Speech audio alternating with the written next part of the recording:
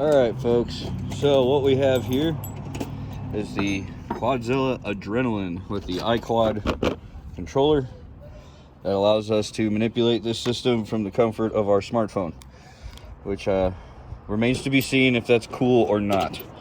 But this is an honest review, and honestly a big shout out to Quadzilla. They are a local company for me here in the Utah area. They are based out of Layton, and I was able to go and just get this factory direct from them, which was very nice of them to do, because this was back ordered by mail almost 2 weeks.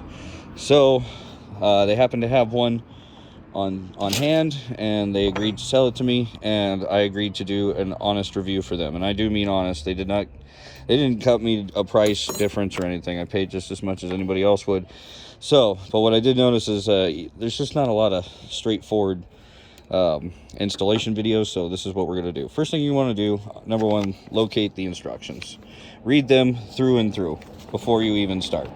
But what you want to make sure you have is everything that the kit supplies. So in this case, we're looking for the main harness, which we have here. As you can see, it's all laid out here, untangled. And then you want your pyrometer. You're going to have a data link adapter here. You're going to have a map sensor adapter. And then you're going to have a bag with various goodies, to include your wire tap, which is this plastic thing here for the VP44. And then your transmission or oil temp sensor. So, again, first things first, read the directions. So what we're going to do is we're going to disconnect both batteries. Now, why is that important? You don't want to be messing with sensitive electronics with the batteries connected, because it does not take very much to freak out things that run on millivolts when you're throwing a lot of amps off 2 batteries at it. So just keep that in mind. The entire time you're installing the system, your batteries will be disconnected until a step that I will tell you how to do that isn't mentioned in the electronic, or in the installation video here about the electronics, and that's for the wire tap. There's a certain one you have to tap, and if you tap any of the other ones, you're going to destroy your Quadzilla and your VP44. So don't do that. Just make sure it's the wire that is on. There's 2 sets of wires, right? You have a lower set and then upper set. It's the upper set and the far right, or the one that's closest to the engine block. Okay, but what you want to make sure is that if maybe you have a used truck and someone else might have tapped it, you got to check the condition of that wire, because if it's been tapped before and it's severed, that's it. You're game over. You're going to have to wire in your own wire at that point, which means usually removing the VP44, because it's the only way you can get enough room to rewire that without fucking anything up. So we're going to do the wire tap, but what I'm going to show you is to verify that you've actually tap the right wire, and that will require hooking up the batteries again real quick and running a 12 volt reference from that wire that you tapped. You either use a test light, or I prefer a multimeter, and because a test light will go off no matter what. So if it's just a millivolt, it'll throw it off. So, but you can, in a pinch, you know, if you're doing that. Anyways, I'm getting off topic here. So yeah, we'll start with the first process. All right, folks, next is the tools required, and we have them all right here. Here is the assortment. We've got a ratchet, 3/8 drive, 11 mil socket, 13 mil socket, 11 mil wrench. We got what? 3/8, ½ inch, 9/16, and 5/8. All of these are required for this install. What else you're going to need, and probably the most important part when you're tapping your pyrometer, is, what is this? That's a 21/64. 21/64 drill bit. And then you're going to need a tap, 1/4 inch, or correction, 1/8 inch, 27. with 27 NPT. That's National Pipe Thread. That's what that stands for, and it's tapered. And the reason you want that tapered is because this is a tapered thread as well. So that's how you get the 2 mating surfaces sealed up properly. So when you're tapping this, basically once that tap is through the casting material, stop. Don't go any further. But we'll be doing a detailed breakdown of that. So again, these are the tools you're going to need. Not a lot. You're going to need a razor knife here, a tap, you know, holder. Don't try to do this with vice grips, or you know, some people use a crescent wrench. look, it's just going to make your threads all boogered up, and it's going to install like shit, and you're going to have fucking problems down the road. And most notably, that nice little black spot around your pyrometer. Either way, so those are your basic tools that you'll need. Next, we'll be going over into the engine bay there and disconnecting batteries and getting started with the first steps. Yes, start with the negative first, always. And now you can go over and undo the negative from the other side and repeat the process with the positive after you're done. You gotta say action. Action. You can cut this out. Yeah, that's true. I probably won't though, because it'll be funny. All right, so what you want to do is clean your fuse box surface. This is step number 2. Oh yeah, hang on, let me grab the instructions. Again, like I said, we're going to be following the fucking directions the entire way. So, ideal location to mount your adrenaline is right here on top of the fuse panel, and that's what we're going to do here. I've already removed one sticky side and put it on the Quadzilla here, as you can see. Now we're going to go ahead and remove the other sticky side here and stick it down on top of the fuse panel.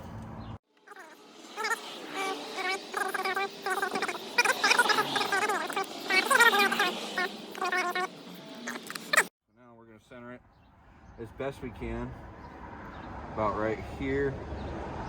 That should give plenty of easement for everything. And looks like our fuse panel is now secured, at least the lid was.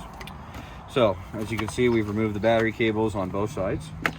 And now we're moving on to step 3.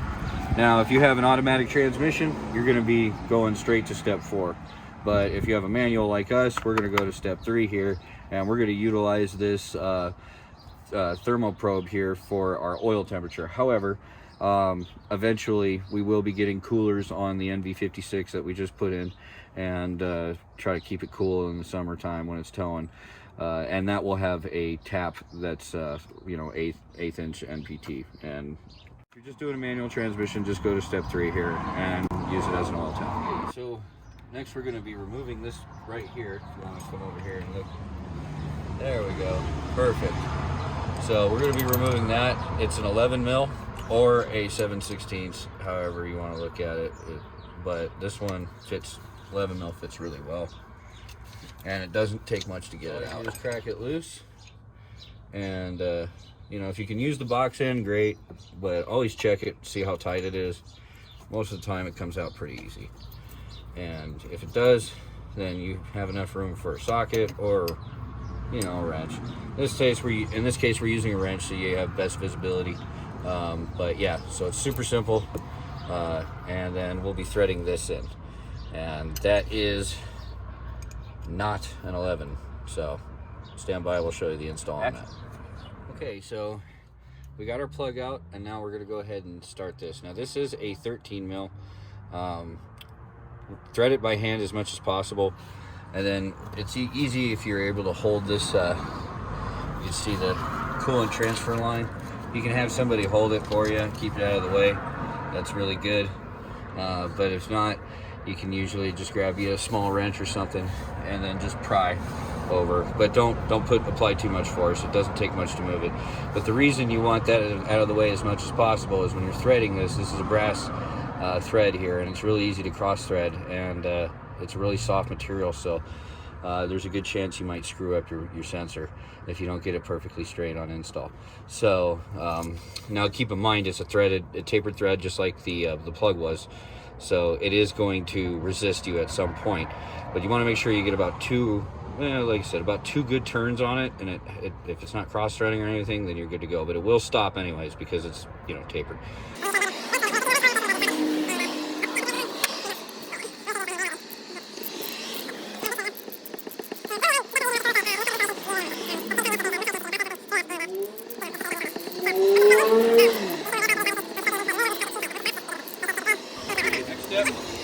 We're on to step 5 here, and that is going to be removing the TPS housing and tapping our wire. This is probably the most crucial part if you're doing the Quadzilla. Now, something that not a lot of people mention is you don't actually have to do this with the first, 3 power tunes, I believe it is. So there's different power tune combinations here that run off the CAN bus and the data link only, so you don't necessarily have to tap your pump. And just keep in mind, when you do this, if you do have a warranty on your VP44, it's gone now. See? It is what it is. We don't have a warranty on ours because we bought the truck used, and we don't give two fucks. You can start with the 13 mil here and remove these 3 bolts. All right. Set these bolts somewhere where they won't get lost. I prefer right here. And now we just simply move this out of the way. Now we have access to our VP wiring back here. Pretty simple. We'll get that tapped and off we go. Cut it first. Okay, so next is prepping our tap wire. I will show you here in the next clip where we're going to be connecting it to, but what you want to do first is actually prep the harness side. According to the manual here, it says right here, pre-twist the posi tap body connector clockwise about 7 full turns before you install it into the wire tap. So that's what we're going to do now. Now what you do is the green wire is going to be your tap wire for the VP44. If you look inside here, it's coned. It's kind of got a cone shape there. So when you pull the lead apart, it just comes pre-cut.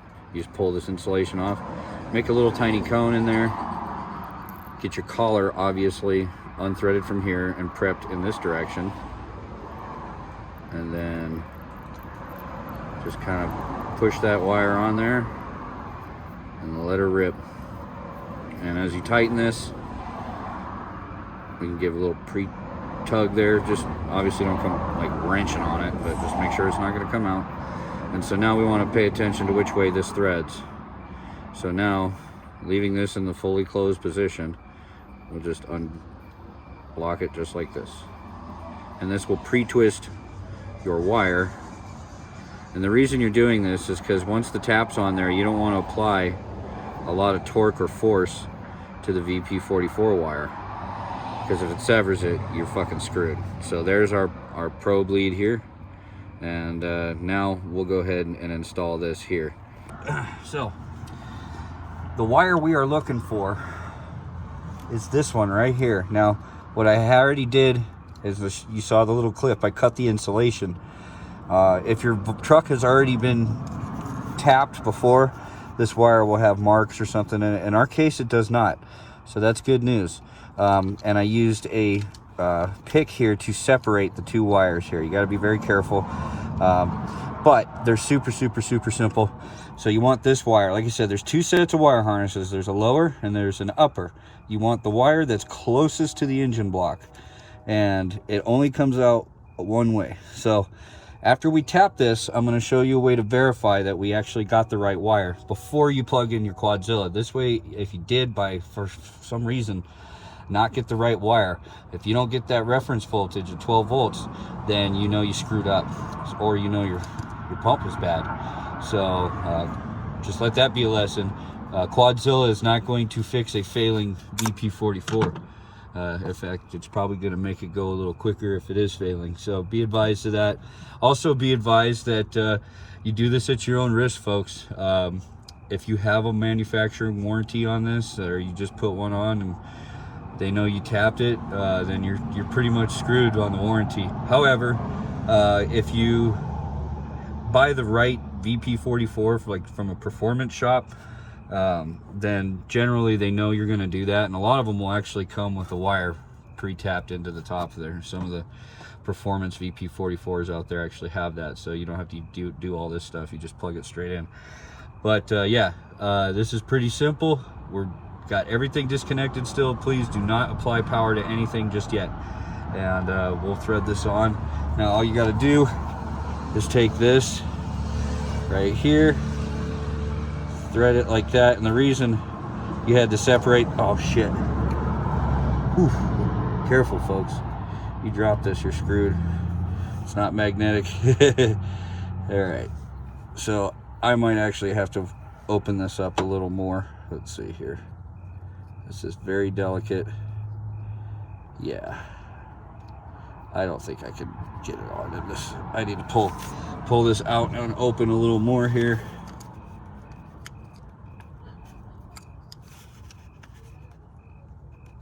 There we go. Now I should have enough room.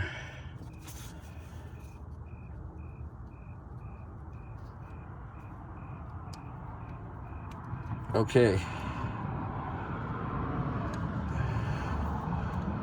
There we go.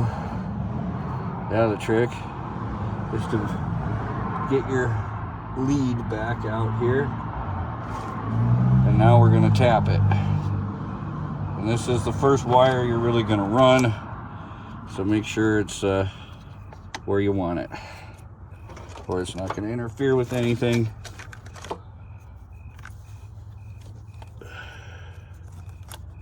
Okay. Now we can go ahead and start threading.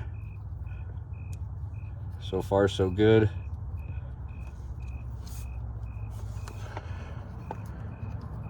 Perfect.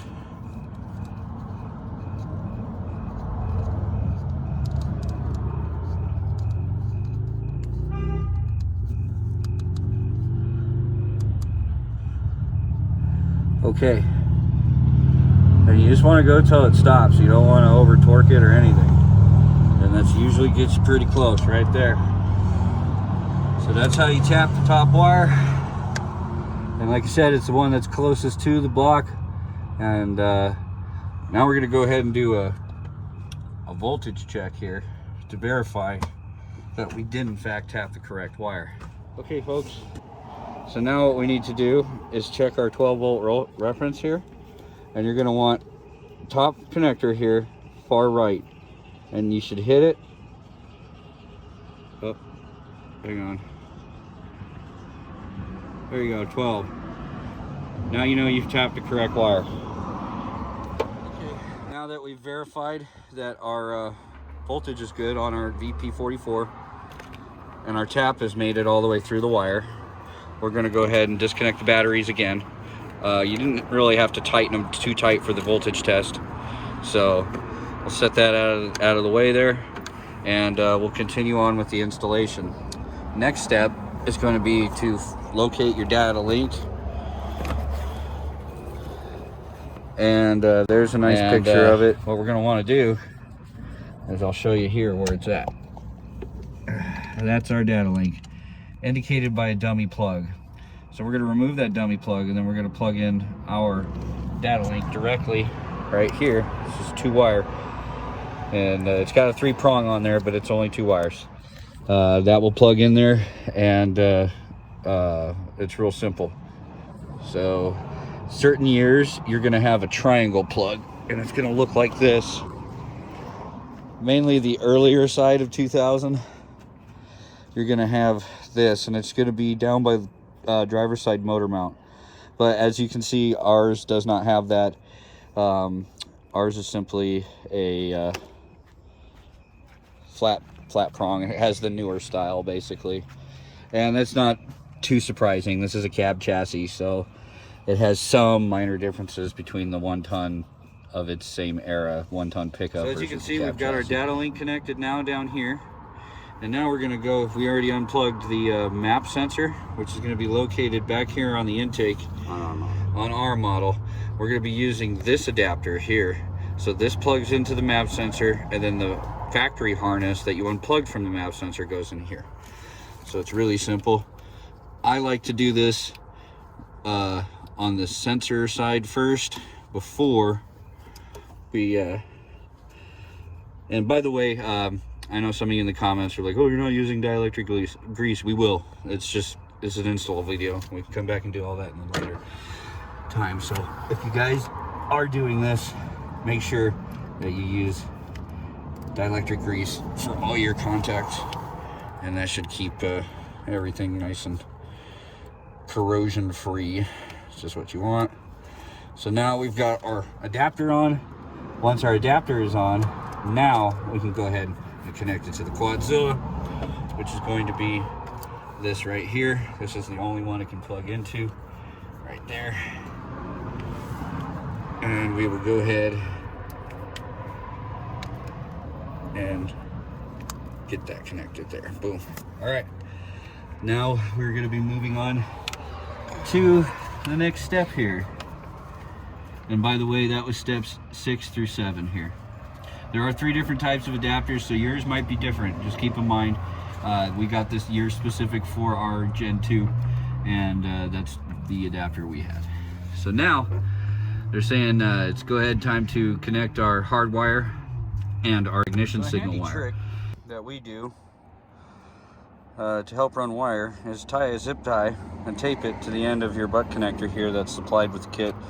We've already got our power routed. We got our fast system moved over here, so we've got room to put where the number 9 fuse is what the book requires, or recommends rather. We drilled a hole right here next to the bracket, and we've got a grommet. Was not supplied with the kit, I had to get it, and that's what helped feed the whole thing through. But that is a safe spot to do it. If you guys have a manual transmission, just go tight next to this bracket. Make sure you get a grommet there. If you're just gonna leave that open, it might vibrate and cut itself. So, and you guys can see over here where it's routed from.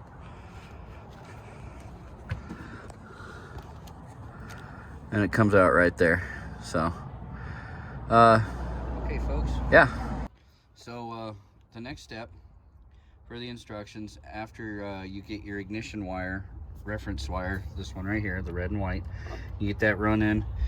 This is what we ended up having to do because we're running the fast system. We had to piggyback it, so it doesn't look too bad, but yeah, it was kind of a bitch. So it's all piggyback off the ignition, but that's fine because we're not drawing too many amps. They're really just they're there to close relays. So now what we're gonna do, if you haven't done so already, the next step is to hook up your hardwire as far as your positive and negative over here. Route that any way you like to keep it looking clean. Of course, a whole motorcycle club rides by as soon as I'm doing this video shoot, but hey, whatever. So next we're gonna do the exciting part. Oh yeah, and we got to put this back on, so you're good. Once you get that wire tapped back here, there's really no reason to have this off, so we'll go ahead and install that. Okay folks, so before you do the pyrometer install, it does say to run your fuel pressure sensor if you want to. It's not necessary to run the system, but it is good to know. A lot of times if you're running the fast system, you'll see guys, they'll run a T off of your supply line and it's right here, and if that's the case, then the factory harness is just fine. Unfortunately, ours is, we mounted our sensor under here in the fast manifold, and you can see it right there. So right there. So the factory harness isn't long enough, so we had to extend it, but it's real simple. You just cut it, get you the same color wires, and wire them exactly the way they were. We've got heat shrunk butt connectors in here, and yeah, so now we're just gonna run that wire down to the fuel sending unit and go from there. It's a little longer than necessary, so we're gonna go and button that up. What we did is we ran along the frame rail here, and we'll make a little service loop here, and it plugs in perfectly just right there on the side of the fast system. One of the reasons you want to mount it back here instead of teeing into the supply line is the VP44 has a lot of back pressure, a lot of hammering back force, and the closer you put these sensors to the VP44, the more likely it is you're going to blow them out. But if you go way back here to the fast system, all that fuel line kind of absorbs that shock. So now we are actually ready to drill the exhaust manifold, mount a pyrometer, and then we plug in our iQuad and we're done. Okay folks, so what we have is our drill bit here, and I've got some grease on the end of it. I've already kind of started a little hole there so that my thing doesn't walk away. I'm gonna go ahead and get my Safety glasses on. And then we're gonna go ahead and just slowly drill through. So there's a couple ways you can do this. You can start the engine and let shit blow up in your face. Or you can put one of these Harbor Freight magnets, any magnet really, put it right next to the drill surface along with grease, and you shouldn't have anything major get in there. Nothing that'll cause an issue.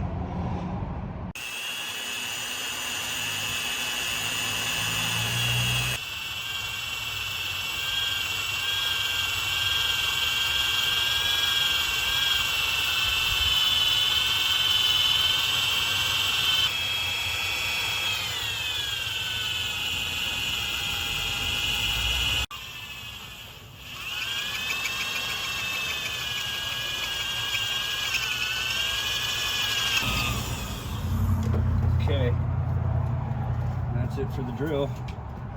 Now we take our magnet here, make sure, and then we've got an even smaller magnet we're gonna go ahead and run in there just to make sure. But we'll be tapping it the same exact way. Sorry, we got a little carried away and forgot to film the tapping part, but that's just like any other hole. Just make sure you don't go all the way up the tap here, because it's tapered. So if you can get, the material is only about yay thick. Let me get this right here. The casting is only about that thick. So once you're through and you've got a good set of threads, that's fine. Don't worry about this sticking up a little bit. You're not going to get every thread in there, nor should you want to. So then all you do is you just, I'll loosen this up because I forgot to address you guys and girls, whoever's out there, or whatever in between. But it's real simple. Once you get the bottom, so these separate here.